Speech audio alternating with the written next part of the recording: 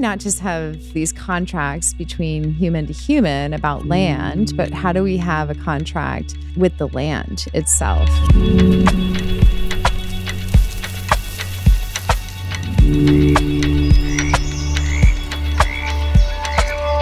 Welcome. Today we are here with Jennifer Menke. She is the co-founder and executive director of Regenerative Earth, as well as the co-founder of Sacred Contract, an exciting new initiative that is helping the land to own itself, which is what we're going to talk about.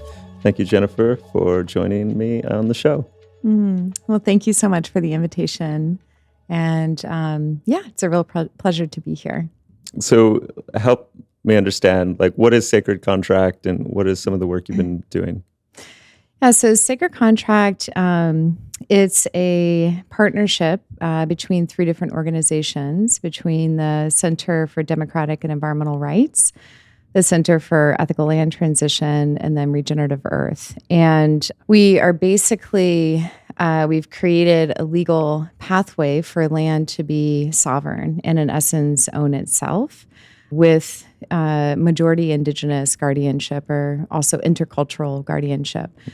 And you essentially have the first instantiation or the first couple instantiations of this, if I understand correctly? Yeah, so the first proof of concept was actually was completed in Washington State, but the guardianship aspect of it was not established in depth in that case.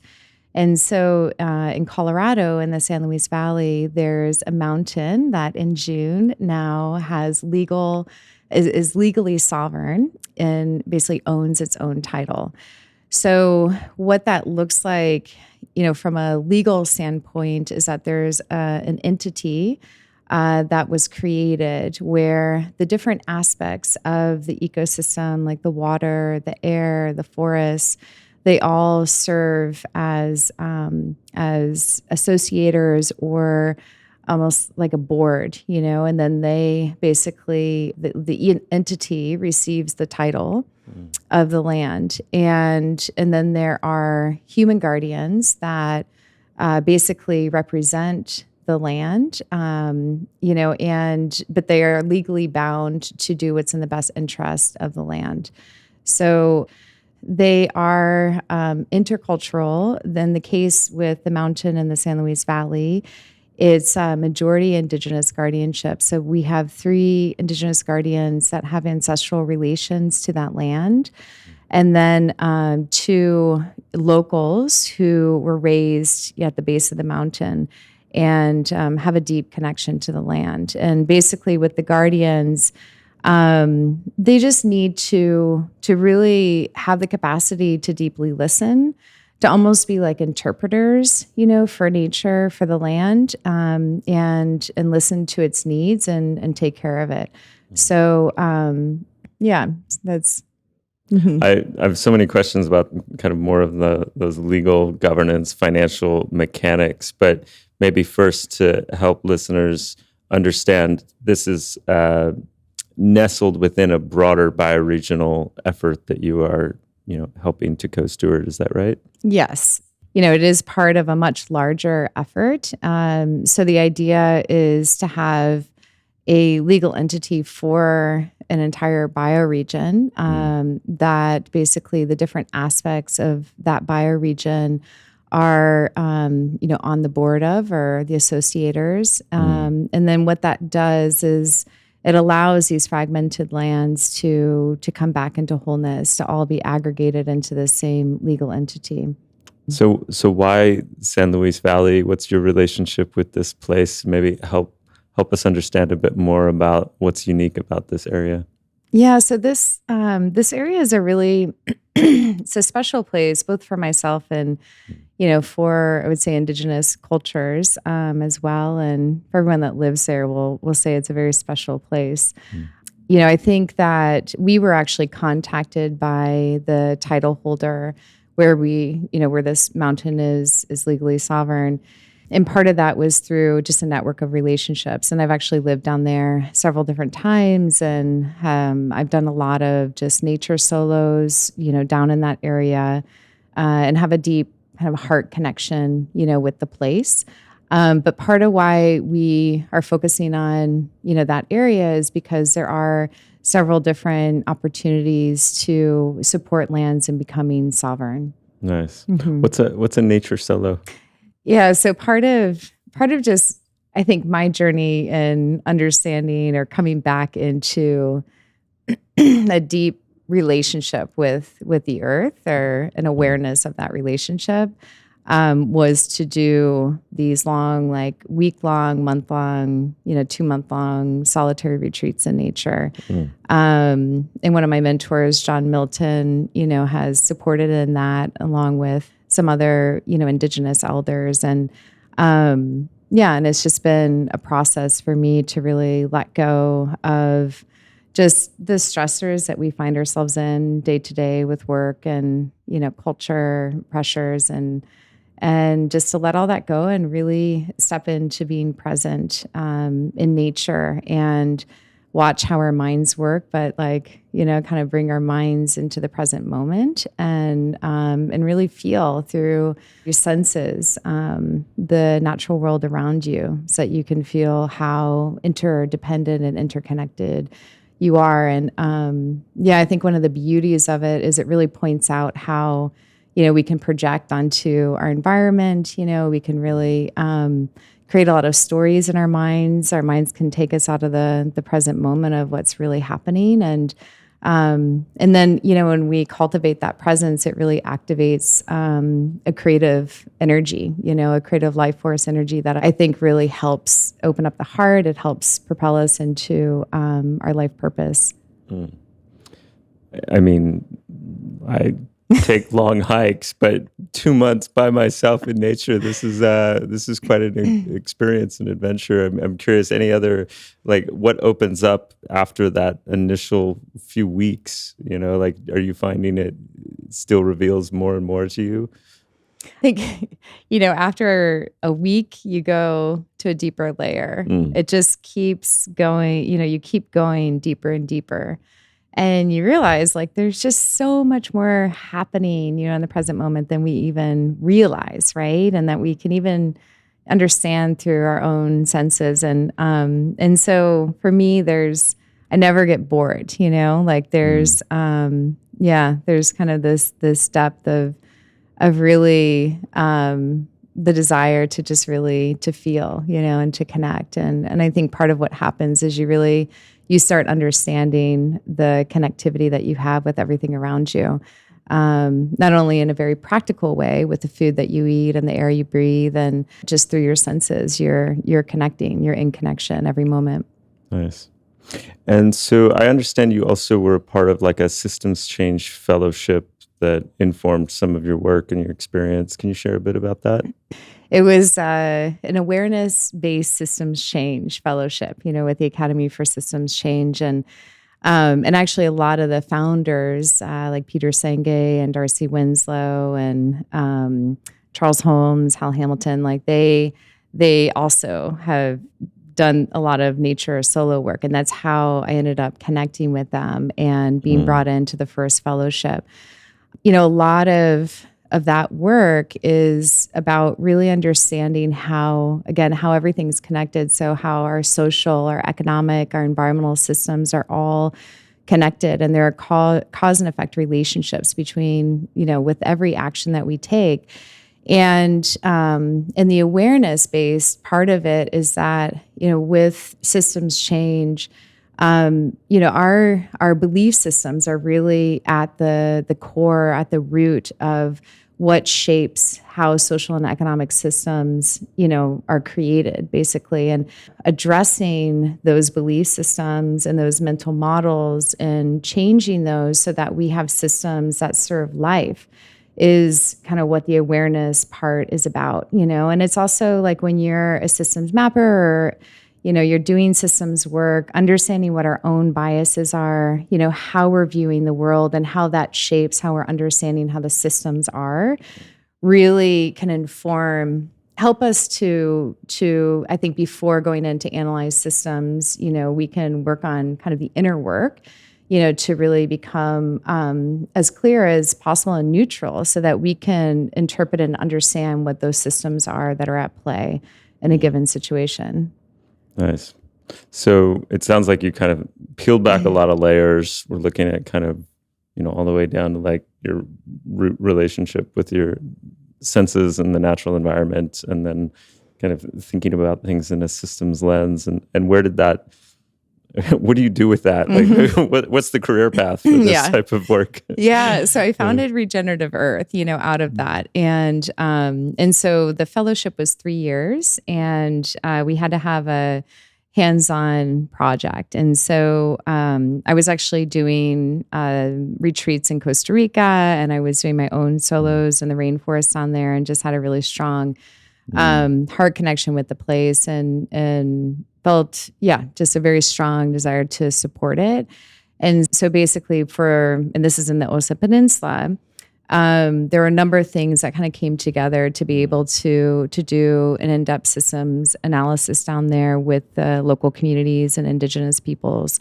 So, we were actually asked to look at how where the different funders in the region were funding, and really bring funders together to come up with a more collaborative and strategic approach to supporting this particular peninsula.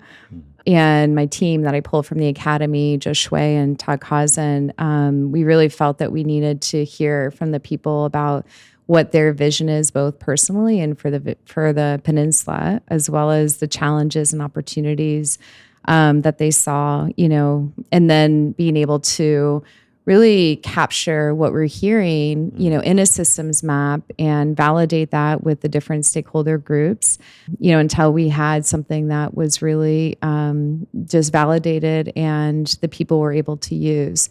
And then that just led to a lot, just 10 years, a decade of work with the local communities and indigenous peoples. Yeah, basically because I have a very, just like a commitment to that place. So, And when you say systems map, is that like, this is where the food is coming from and the supply chain and the local bank, or do you mean something else in terms of cultural values that are emphasized in that area? Or I come across a lot of different places that seem to start with this process of visioning, listening, mapping in a given bioregion or local place. Curious, like any other observations or what you've learned about that mapping process and what it entails?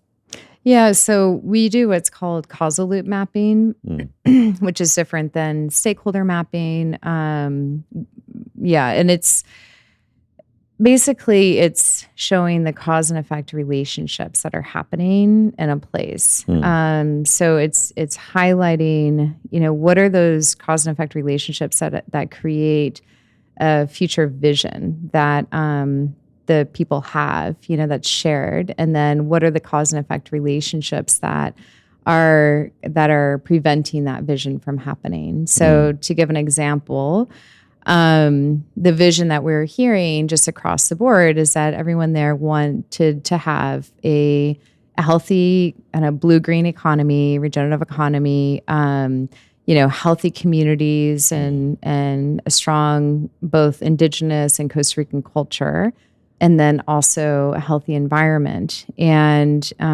so the virtuous cycle that was identified through that process is that if we could have sustainable livelihoods that were dependent on a healthy ecosystem, then that could help, support both the economy, local income, and that could support the culture, the communities. And then if people have livelihoods, dependent on this, then they would actually support and steward the environment in a good way. And part of that was because a vicious cycle was the mentality around pure conservation, and that actually driving more deforestation, illegal activities, legal poaching, because there was a lack of enforcement.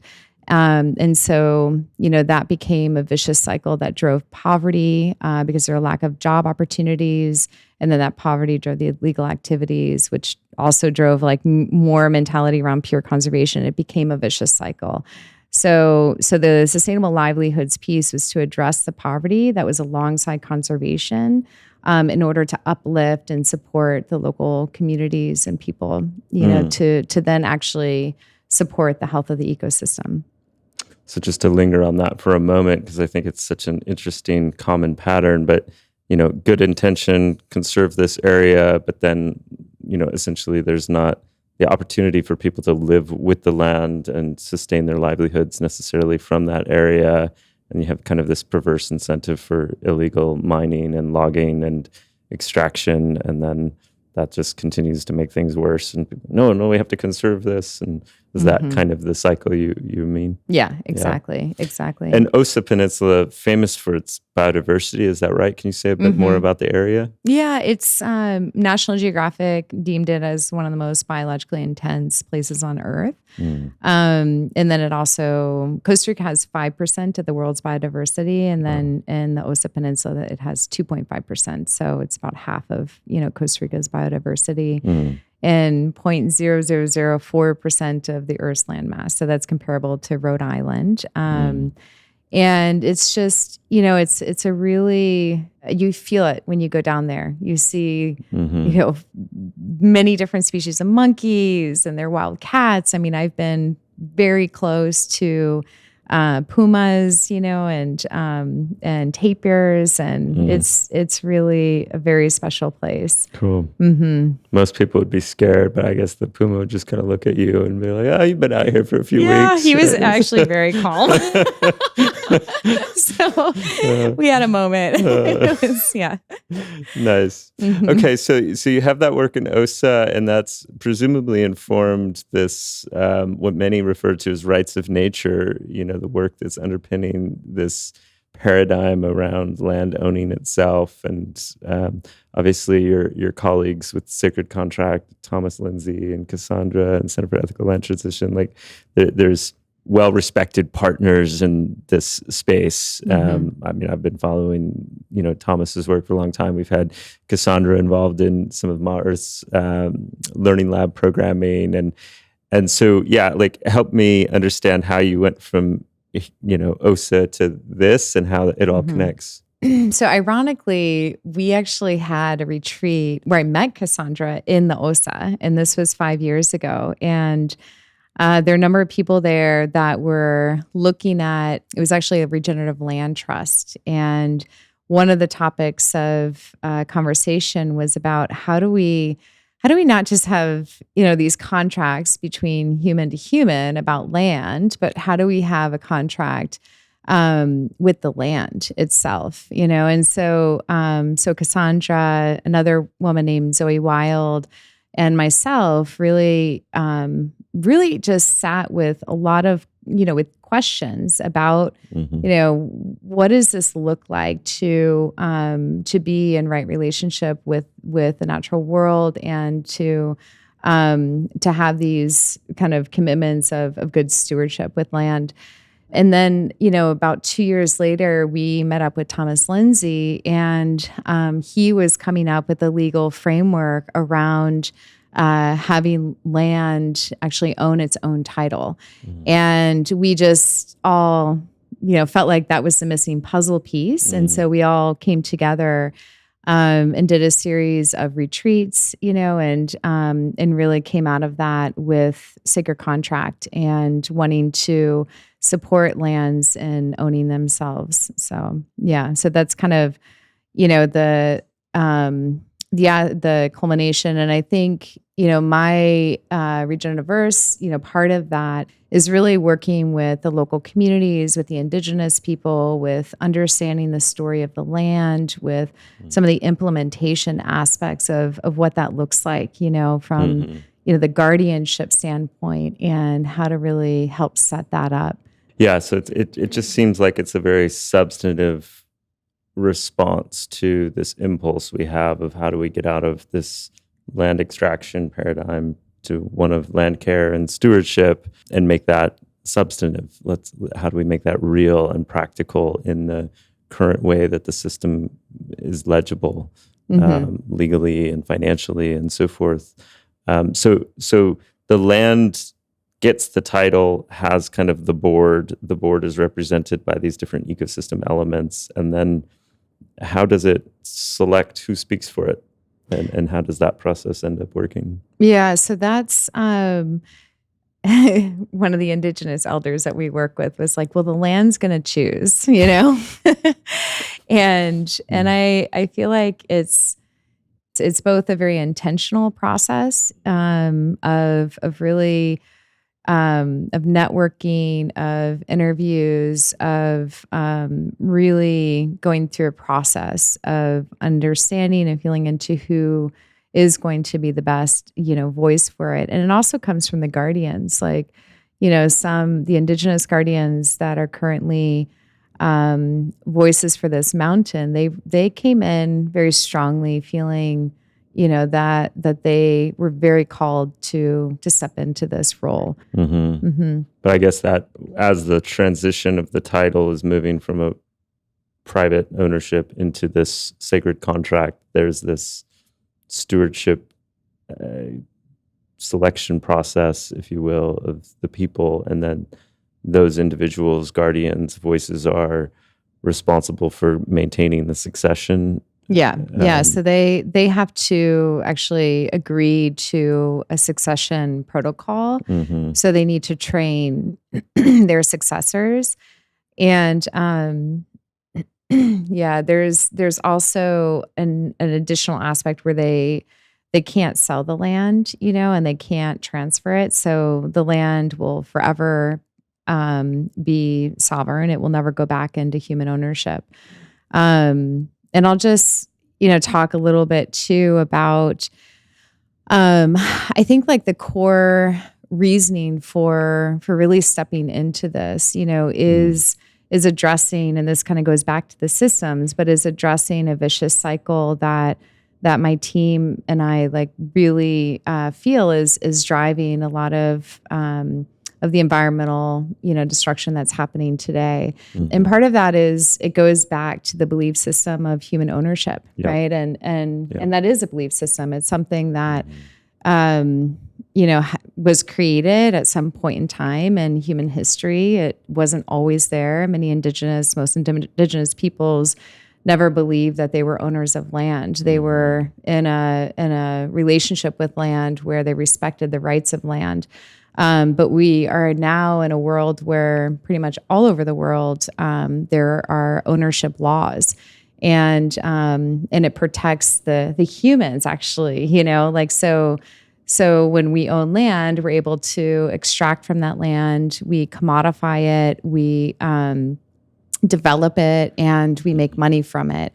And it becomes very profitable. And all that money goes into, back to the people who are extracting it, right? And who own that land. So it creates a vicious cycle because then it reinforces the need, and desire for ownership of land. So I think with Sacred Contract, we're really trying to disrupt that vicious cycle and doing it from a legal framework, where legally we're preventing even just the ability for humans to own land. And the ability for humans to extract from it and develop it. And in the legal framework promotes, this right relationship where the guardians who are speaking on behalf of the land, I mean, they're legally bound to do what's in the best interests of the land. So, they're going to be, they're also committing to listening to it, to ensuring that there are good successors that are coming in after them to also protect it. Yeah, I'm curious, like I've been thinking more about, so we constructed the land that I've helped steward New Zealand into a charitable trust structure. There wasn't like a community land trust structure that made sense. And that charitable trust is bound legally to its purpose. And that is enforced then by New Zealand government law. So it was kind of the best commons approach that we felt suited. And then there's a stewardship board or council that is kind of answering to that accountability and has a legal role, including the successors.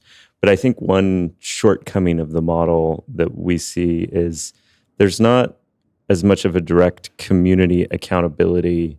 Like the 1,000 people that surround us aren't actually as much of a legal accountability. They can't hold legal accountability as easily as actually the Charity Services Department in New Zealand has the next order of being able to enforce, yes, you're doing the right thing, or no, you're not doing the right thing. And so like how to bring the appropriate level of community feedback, and you can build these things socially. They don't have to all just live legally. But yeah, I'm curious how, if a guardianship circle or if a group of stakeholders doesn't take good care, practically speaking, like what do you imagine are those steps of holding them to account, or to kind of adjusting the path?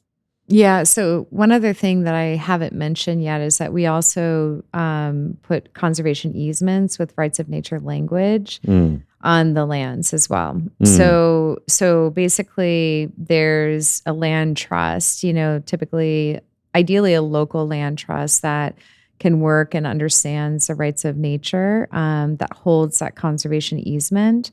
And then they monitor the land and make sure that the guardians are actually being held accountable for So a separate legal actions. entity would actually have those easements. Yeah, but the easements are there as like Right. another measure of That makes protection. sense. Yeah. Yep.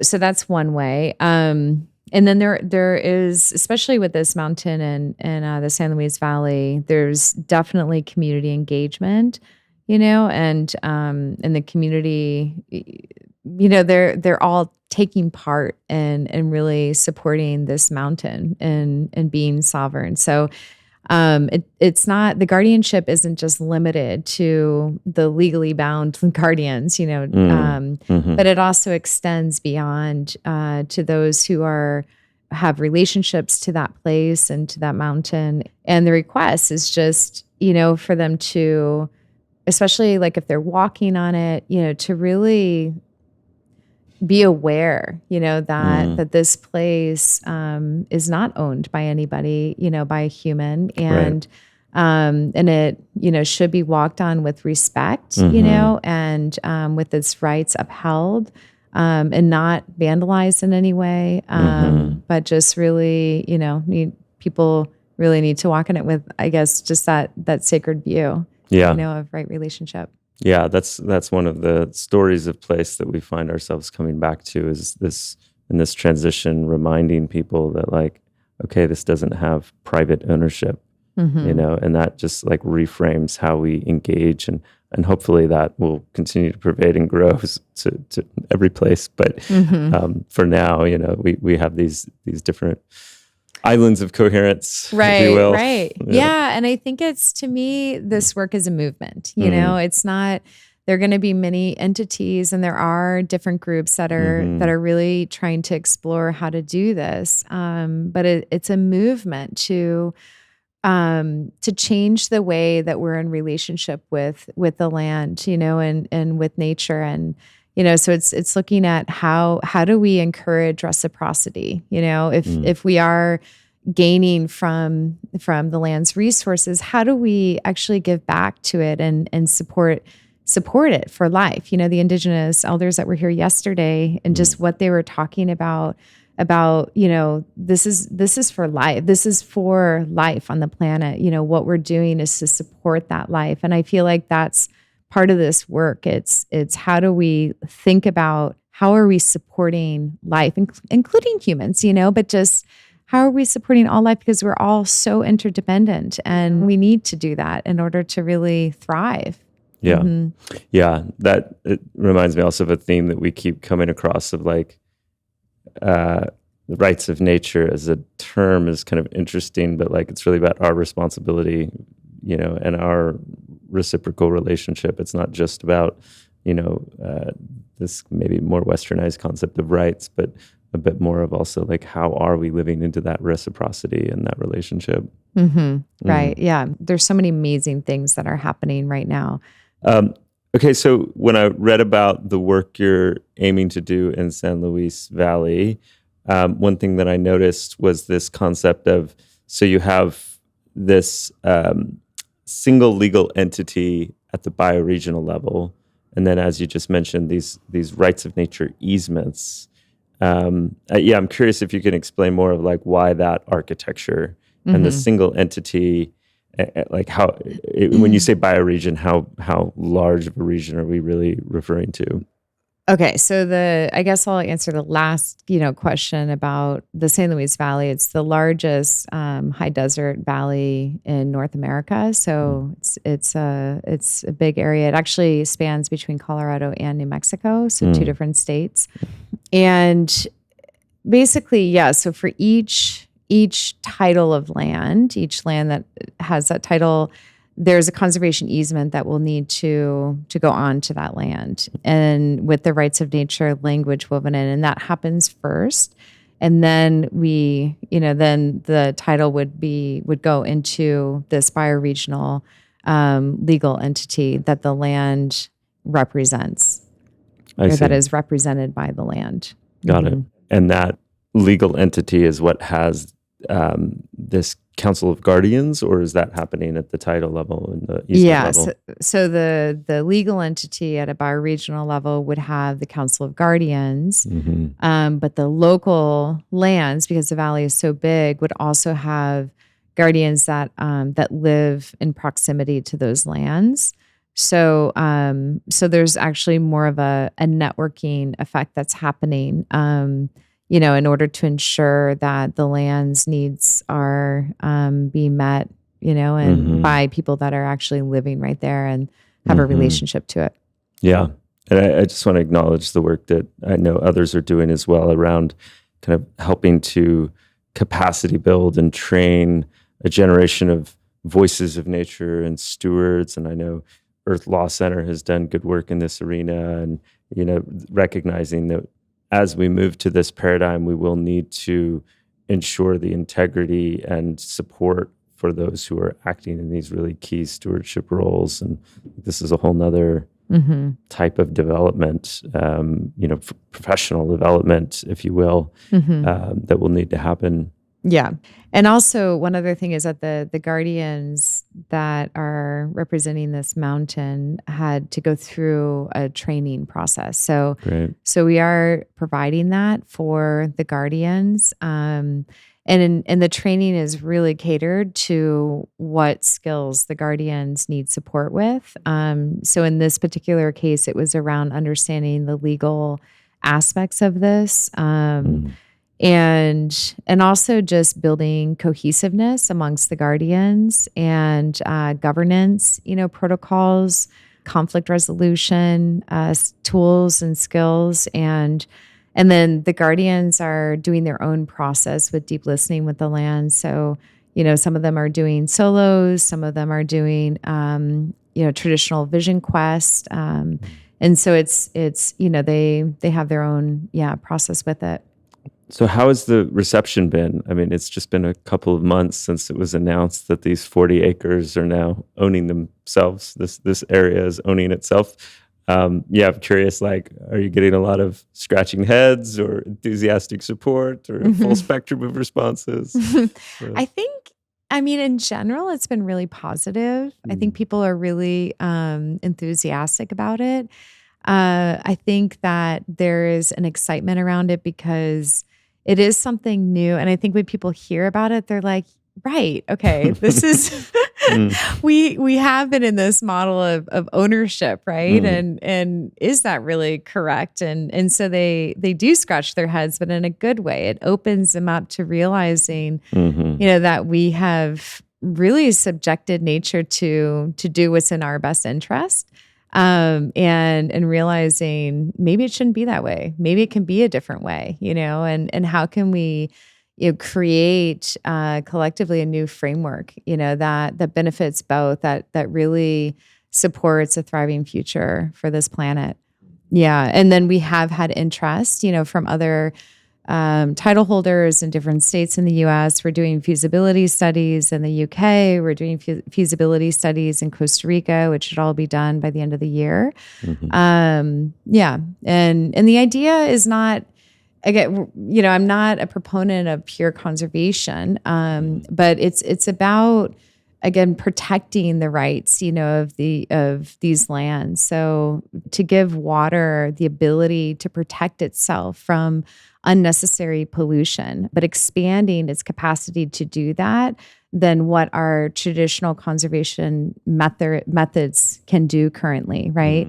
But then also on the other hand, like really exploring the questions of how do humans live on these lands? So, how does agriculture take place? Like all of these things, need to happen.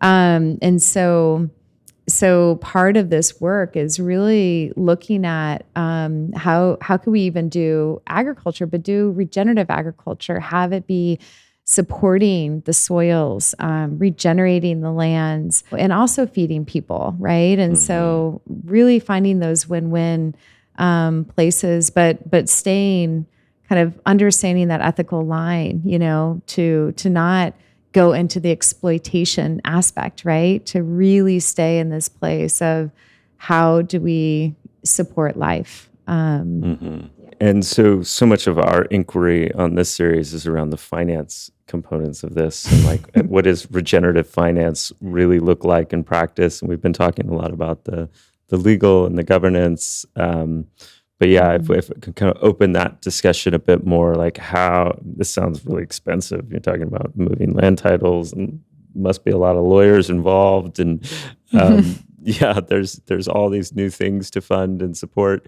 Like what's your view on how this is being resourced, how you imagine this being resourced in the future, and go from there? One thing is that we do have title holders that are wanting to donate their lands. Primarily the ones that are contacting us are people who are typically in their 80s, and they're really wanting these lands to be protected in perpetuity. And they're seeing this as a pathway to do that, for them to be rest assured that that's going to happen. And so there's we're not having to buy land at this point, which is amazing, so the titles are being given back to the land, and then of course, right now we're looking at developing a regenerative funding model for a bioregion of lands that are sovereign. And part of that is, exploring a DAF funding structure. There are some interesting ways, especially in Colorado and New Mexico, where you can basically, with conservation easements, you can get a tax benefit from that, but you can actually sell that tax credit in an open marketplace. And it can be bought at 90% of its value from individuals or corporations, and then they give cash for that. So the title holders can get a financial benefit, and then they can donate some of that back to funding the land's expenses in perpetuity. But we're also looking at, right now there's income tax exemption, but we're looking at property tax exemption for these lands as well, so that there's not a burden of tax, which is going to be really helpful. And then other, ideas that I think are too new to talk about. But, come on, you're in a safe place. I know. What's your most radical regenerative engineering? Yeah. Well, even if we look at agricultural lands, it's just, there's a fine line, and we have to just really look at how to stay in integrity, right? So with agricultural lands, there's leasing agreements with farmers. There could be something with the profits going back into the land. There are different mechanisms that can happen there. There's also, activities that can take place on these lands that can be guided by the indigenous peoples. But the whole idea is that any of those types of activities, there's an element of the land really receiving those benefits, so it's not just going to the people, but it's actually going to the land. So how do we, have that go to the land in a way that supports the land, and really being healthy and regenerative, into the future. But I guess what you're helping to do is create those enabling conditions for land to be legible in a property rights construct where it could actually receive funds and then enact stewardship through those funds. Yeah. I mean, right now, we're relying on philanthropic funds. And the idea is that we'll have philanthropic funds for just operating this, for really developing this funding model. And then the fund would be supporting the lands, and the guardians and restoration work that happens or needs to happen. But it would be set up in a way where there's a way in which when more lands become sovereign and are aggregated, then, more funds would come into the fund. Right. So it would be, I mean, it would ensure that those lands are also funded and financed in perpetuity. Right. And also, I'll say one other thing is that we're looking at doing a sponsorship model too. So if people want to do monthly donations to sponsor a guardian or a specific land or bioregion, and that they have a deep connection with, and then that'll be an opportunity as well. Philosophically, like you've gone all the way to the root of land ownership. Do you think that, and I presume the answer is yes, given the way you've described it, but like, do you think that that the revolution that we're all a part of involves still money as we know it? Like that we will have an economy that can be consistent with life with transacting money? And like that notion itself of ownership of money and transacting between entities and this construct still will work for life? Yeah, I do. I mean, the way that I see money is that it's energy, right? And it's a means of bartering. It's a means of trade. It's a means of being able to receive something, to give something. And I think the big issue with our economic system is that we have not integrated nature into that. And so that's why we're in the position that we are with the environment and with, some of these environmental issues, is because we basically left nature out of the equation, and the trading, the exchange is between humans, right? And so I think part of what we're trying to do is have that exchange be with nature as well, and to understand that there needs to be reciprocity with the rest of life, in order for us all to thrive, because we are nature, we are completely, we're made up of all the elements, Last I checked. Yeah. So we need to take care of it. Otherwise, we're going to also suffer in that. So, yeah. Awesome. So in terms of some of those specific aspects of funding that you mentioned, philanthropy and DAFs, I'm curious from a philanthropic perspective. I always have a soft spot for starting with philanthropy and like these land donations, because I feel like when these efforts begin, if it starts from a spirit of gift, I just feel like it embeds the right initial starting conditions, and then we can layer on the more scalable ROI based financial models. But do you have a target base of where you're trying to source that philanthropy? Is it people of San Luis Valley? Is it people, who want to take money from outside, bring it in? Or how do you think about that? Yeah, it's a great question. Right now I think it's really anyone, that feels called to this work, that wants to be part of, the beginning stages of really understanding what this looks like. Those are the types of funding partners that we want. They can be from the San Luis Valley. They can also be, from other parts of the U.S. or from anywhere really. But just being aligned with the concept of this, so I think, we definitely are going that philanthropy route in the beginning stages, as we develop out, these other financing models. But I would say anyone really can come in with the alignment. And I know you're also, stewarding kind of some of that fundraising work for the Osa Peninsula. And so you obviously are having conversations with funders. And do you have an intuition of, do you think it's going to be a lot of small donors, or do you think it's going to be a few large philanthropic foundations and family offices, or what's your sense so far?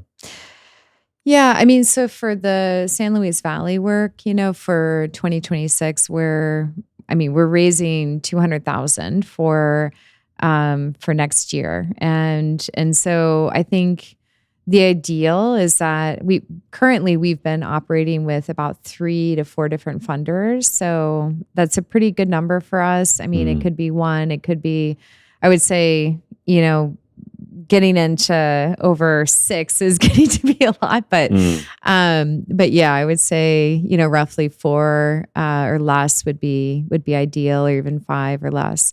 But yeah, it's actually nice to have a little bit of an ecosystem of funders so that they can also feel in collaboration with each other. And actually, after the mountain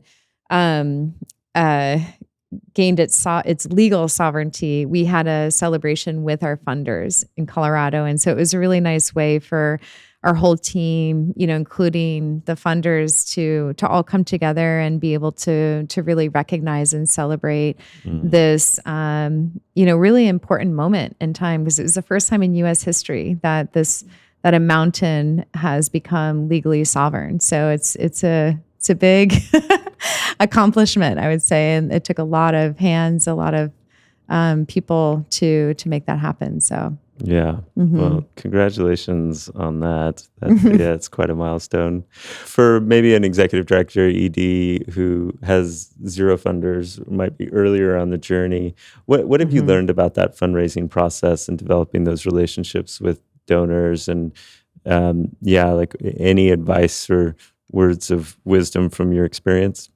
Yeah, it's so much about trust. I think all of the funders in my life are, there's mutual trust that has been established over time.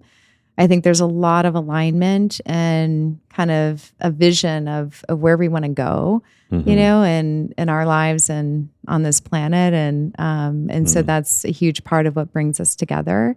But really taking the time to build relationship, to me, is the most important thing, because funders are, it's not about like going to a funder and trying to get something that you need. It's about, you're representing a movement and effort, that is needed for the planet. And when you are with funders, it's about, do you want to join, on this effort, or not? Like, it might not be a good fit. And this is something that's really meaningful and valuable. So it's also a reward for the funder, to step in and be part of it.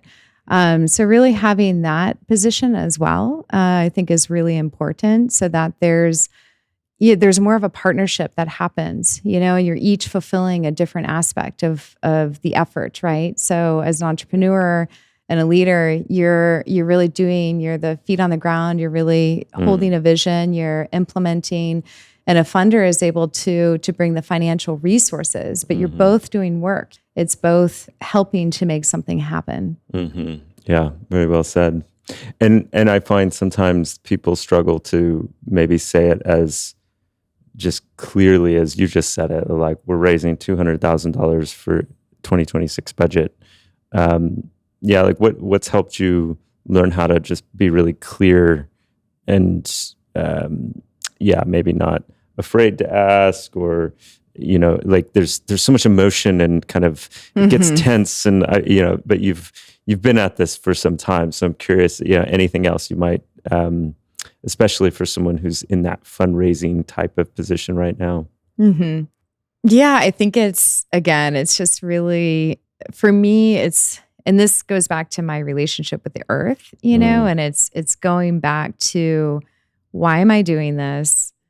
what is this for? What's the purpose? And getting the me out of the way and really standing in connection with this earth, and these bioregions that I have a very deep connection with and a deep care and love for, and most people don't know how to listen to nature, Right. So I feel a responsibility to really, speak on behalf or represent these places where they're just getting bulldozed over, because people are not listening and they're not taking the time to build those relationships and to listen. So that's like where I think I have to come back into, to really be in that place of clarity. Otherwise, it becomes emotional. You drop into insecurities, you drop into all kinds of stuff that money and finances carry, because there's a lot of baggage there. But that's sort of my anchor. Yeah, totally. That's how I do it as well. I just try to remember, like, what am I in service to, and what is really important here? Right. Yeah. So we met through a few different. We have mutual friends and connections in Costa Rica, but also more recently, you were a part of the BioFi Cultivator. Yeah. So this is stewarded by the BioFi Project. BioFi Project came out of this notion of bioregional financing facilities, a book, a paper from Samantha Power and team, and the Cultivator was, I guess, in this. You were in the first Cultivator, finding groups who are aiming to build these new types of bioregional financing coordination mechanisms. And so, I would love to just spend a couple minutes understanding your journey with that, what you've been noticing and learning. Yeah, I mean, when I met Samantha and the BioFi group, there was a natural kind of resonance because, what they were talking about in terms of how they see financing for bioregions was very much aligned with what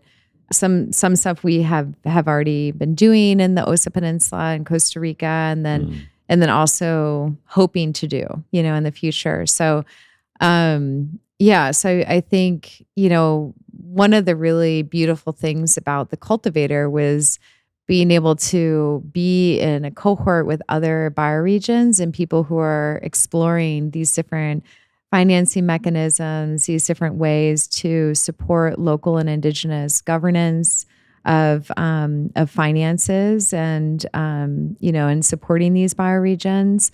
And it was also just actually helping with coordinating with other efforts in Costa Rica and the OSA, realizing that there are different people that have, these shared visions of really supporting at a bioregional level and looking at how do we try to weave together, how do we collaborate more so that we can, be stronger together rather than competitive, right? So that was also a big learning. And we're still trying to understand around the permanent financing for the OSA, what that looks like. We've been running for the last 4 years off philanthropy. We have a really incredible local governance model that we've done. I'm pretty much the only non-Costa Rican indigenous person that's part of the governance of the Center for Strategic Development for the OSA. And it's really, it's a very comprehensive body, people that represent both the local communities who they're elected, representatives, and then also the government. But the local community members are about 60 to 70% or more compared to the government representation. And then the indigenous, the Nobi, have a strong representation. So they're actually on the SEDPO board as well. And and it's a lot of people to be working with, but it somehow works. So, and it took a long time to develop that and to kind of, cohere, I think, the different groups and people together. And I think the piece now are actually the foreigners, the people who are not Costa Rican citizens and how to kind of bring them into this governance in a way that's not directing what happens, like, because part of the importance of this local governance is that they feel like they're actually driving the finances coming into a region, and that they're supporting the environment, like they're supporting their future and their children's future. And, they have land security, they have the ability to stay there. And it's so important. And also just at a cultural level, that the culture doesn't get eroded, and that they're able to really do these different activities, especially the NOBI, to transfer that knowledge to the youth and to be financially supported in doing that, so that they don't have to be farming. They can actually just be sitting and sharing the songs, with the youth, things like that. Yeah. Any other observations around this term bioregionalism and kind of, I think, a bit of resurgence of activity and recognition of this frame that you're seeing between all of these different bioregional projects and nodes? Yeah. I mean, first of all, I think the whole idea of focusing on a bioregion is amazing. When I first started working in the OSA, I don't think people were really using that terminology. And I mean, there are different types of bioregions, right? Like a lot of times people focus on watersheds as bioregions. But I think that the movement to focus on that is important because it looks at a whole, ecosystem, a place beyond the borders, beyond, state borders, beyond county borders, beyond, just governmental ways of districts, counties, all of that. I think the value with the bioregions is not having those artificial boundaries and really looking at the natural ecosystem and how it has shaped itself and supporting what is happening within that, that is natural. Yeah. Yeah. Yeah. And I mean, real systems evolution is going to require so many different aspects of our trade and economic arrangements and our current, relationship with land titles, as we've been discussing, and, local and complementary currencies. And so I think having that broader view is critical. It's very long-term work, but it's very critical work. Yeah. Yeah, absolutely. Yeah. And it's seeing that, even with these artificial borders or boundaries, like the wildlife still moves through, The water is still, the water doesn't know those borders, the wildlife doesn't know that, the air doesn't know that. So that's, it's really kind of honoring the natural flows, of different species, of elements and all of that. And how do we support, kind of the whole, I guess. So how do people find out more and get involved with Regenerative Earth and Sacred Contract and these different projects you've been discussing? Yeah, so they can reach out through either website, so regenerativeearth.org and sacredcontract.earth. And so there's a way to put contact information and reach out. And just reach out to me directly as well. But I think going to those websites and, seeing kind of what's happening there is definitely a good place to start. Excellent. Jennifer Menke, thank you so much. We will put links in the show notes, and for more conversations, just go to maearth.com. Thanks for tuning in. I'll see you next time.